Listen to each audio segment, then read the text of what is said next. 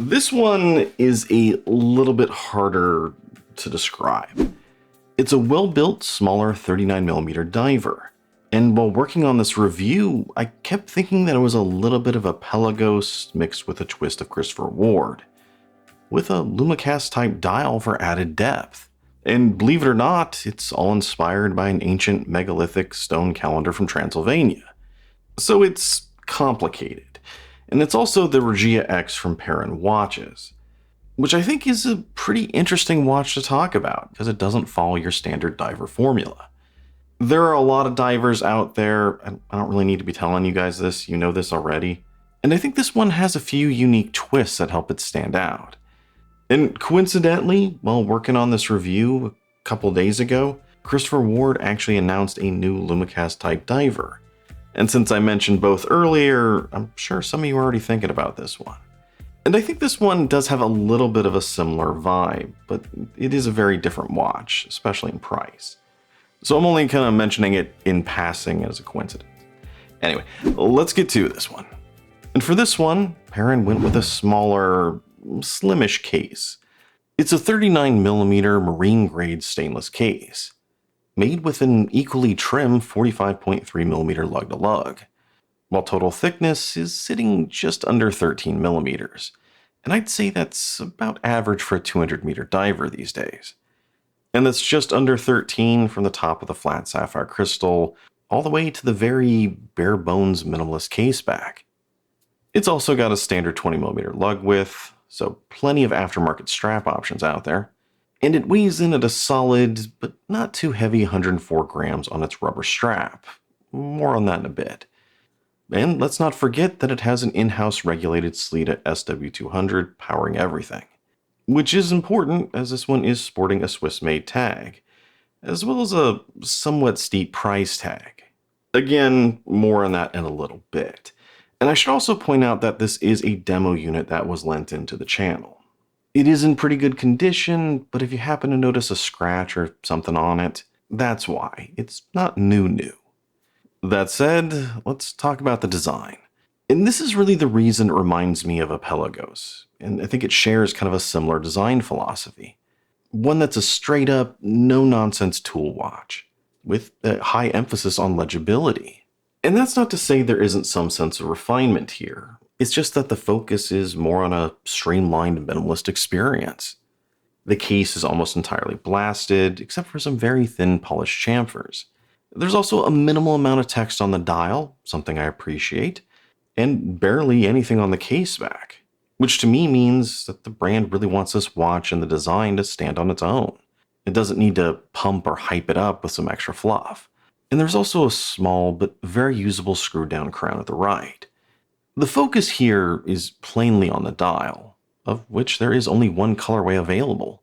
So just like Ford said many years ago, you can have it any color you want as long as it's black.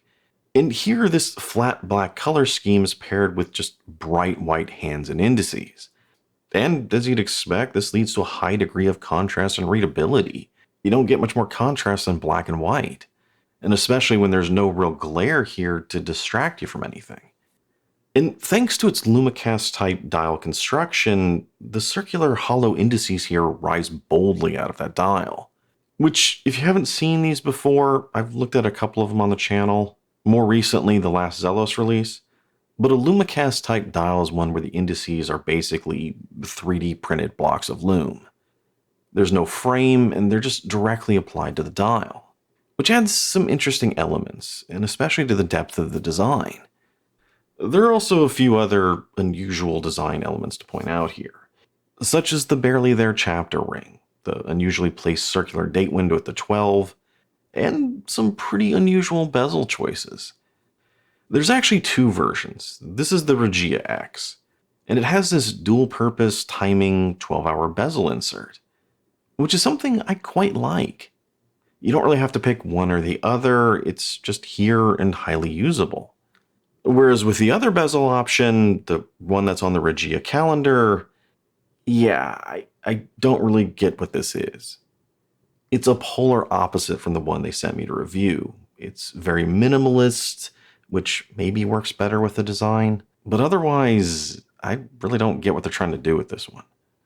However, the bezel action here is fantastic. Seriously, one of the best I've seen. This is another example of how a bezel should be done.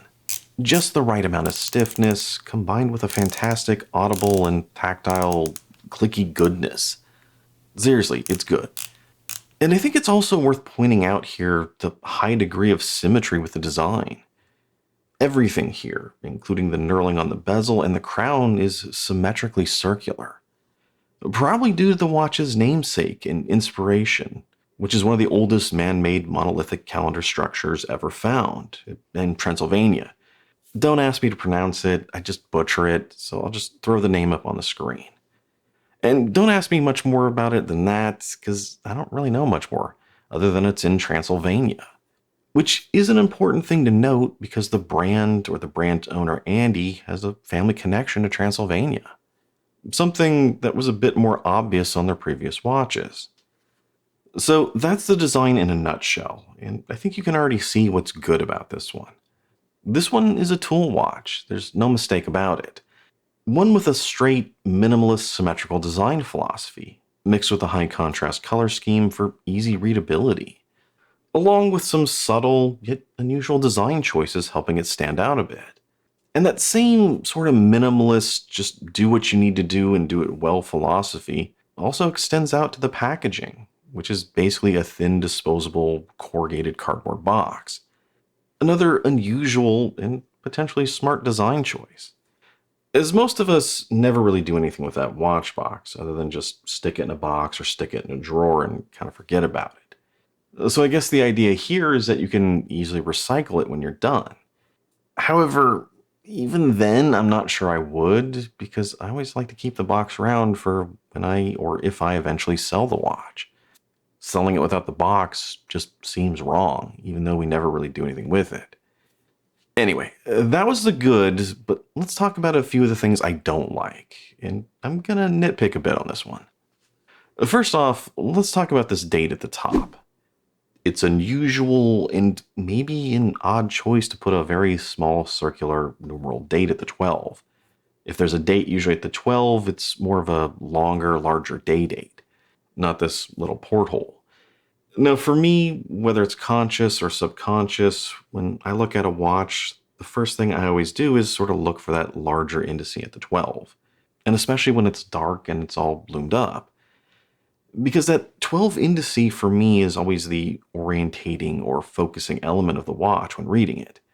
The thing that instantly tells me how the watch is rotated, how to read it, where the 12 is. But here, there's nothing. It just bothers me. Like every time I look at the watch, I kind of miss a beat just trying to adjust to it. Now, that said, with enough time, I think you'd probably get over it, or I'd get over it. However, the other thing that bothers me with this is that when I'm setting the watch, I always try to set it with the second hand directly at the 12. Yes, I'm OCD that way. And when you do that here, that second hand blocks what is already a pretty small and hard to read date window, which makes it really hard to see when the date flips over when you're setting it, knowing if you're in AM or PM. Now, if you've watched the channel, you already know this, but generally I do like a date on a watch, especially on something you could consider to be your daily driver. But with this one, the Regia X, I think they honestly should have gone dateless. The way I'm looking at this is that this is more like they're just trying to do something different. Just kind of like with that one bezel option. They wanted to do something very different just to help it stand out. And I think they did that without really thinking through the functional side of things. The next thing is the chapter ring. And the white dots here at the 5-minute markers are pretty easy to make out. But believe it or not, there's other little smaller divots here for every other minute, which even under ideal conditions can be a bit harder to make out. Now, I think this does work well with the minimalistic, symmetric design they're going for. But again, functionality suffers a little bit. Then there's also the Lume, which is honestly okay. Maybe a little bit more than just okay. It's not quite Seiko good, but it is close. The reason I'm bringing it up is because just the promise of a LumeCast dial is that it's supposed to have better lume. But as you can see here, that hasn't been my experience when I'm looking at LumeCast dials. Everyone I've looked at has been good, but not really, really good. And also, if you didn't notice, there's no bracelet on this one. And as far as I know, there's no option to get one, at least right now. Though I do have to say that the rubber strap here is quite good. With its smaller 39mm size, it's also very comfortable to wear with that strap as well. Especially in a hot, humid summer. Pair that with a 39mm size, and it's very comfortable to wear. But the thing is, at this price, which is currently almost $900 US, it's a little bit of an issue. I mean, Christopher Ward can get away with it. They do just because of Christopher Ward. But everyone else, this is a little bit of a harder pill to swallow. And lastly, this is less to do specifically with the watch and just a little bit of a side note. And that's that the branding here has changed from their previous watch. Which, honestly, in some ways is really good, and in other ways, maybe not good. I know, just hear me out here. Now, if you didn't catch it earlier, or if you remember their previous watch, the brand or the brand's owner, Andy, has some roots in Romania and Transylvania. Something that was really played up in the past, with a very vampire-y, fangy logo. And at the time, this might have been an element that some saw as holding the watch back, at least those that were more vocal about it. It was seen as maybe goofy, comical, gimmicky, maybe even childish. So I completely understand the brand wanting to ditch it to appear more serious, more professional. Yet the thing is, that goofy logo was also very unique, to the point that, you may not remember the brand name, but if you ever saw that previous watch or previous review about it, and someone said, hey, remember that Transylvania watch or the vampire watch? I think you'd probably remember it. No one else could claim that. And honestly, that's how I still remember them. I got an email from Peren and I instantly thought, oh yeah, the vampire watch. But my point here is that in an ever deepening sea of microbrand and microbrand divers that we're all sort of drowning in, that anything that really brings some recognition to the table is something that should be valued, even if it is a little goofy. And I think that's something they've just given up on, just to appease maybe the vocal hot horologists out there. And to further my point, just look at Brew or Studio Underdog.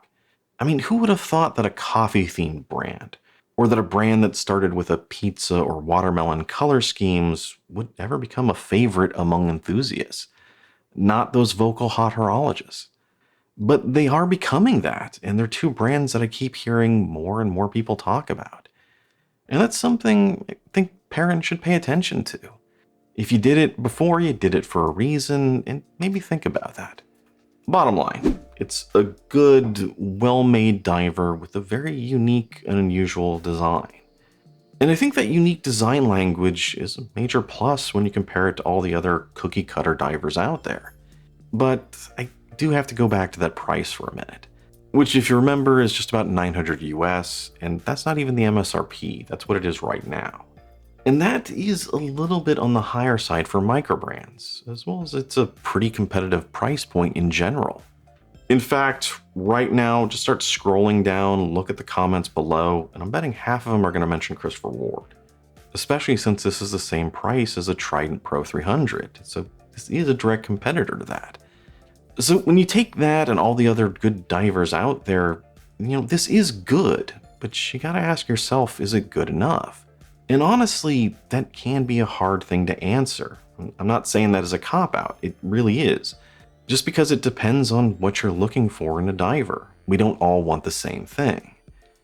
So if you're looking for a diver with maybe a little more flash, something kind of like the light catcher Christopher Ward cases, or maybe my Glacier Marine Master Reduced, or the last Zelos I looked at, I could go on for a while with this. There are a lot of great watches around this price point. But if that's what you like, and honestly that's what I more gravitate towards, then no, this watch probably isn't good enough for you. Especially when you can get one of those for the same price or less. But, and this is where things maybe get a little more interesting. If you happen to be looking for something that's a well-made, straight, no-nonsense tool watch, something that has a little bit of a Pelagos vibe or shares that same sort of design philosophy, Then with that, there's not nearly as much competition. And this one, the Peren Regia, with its unique design language and in-house regulated movement, helps it stand out as an interesting, if not still higher priced option. So if that's what you're looking for, then this is one to potentially consider. Now, as usual, let me know your thoughts on the watch down below, especially if you like this type of diver, or if you're more interested in a dressy desk diver type. I know I am, and I'm not necessarily ashamed to admit it. But as always, if you enjoyed the video, make sure you like, comment, especially subscribe down below. It really helps the channel.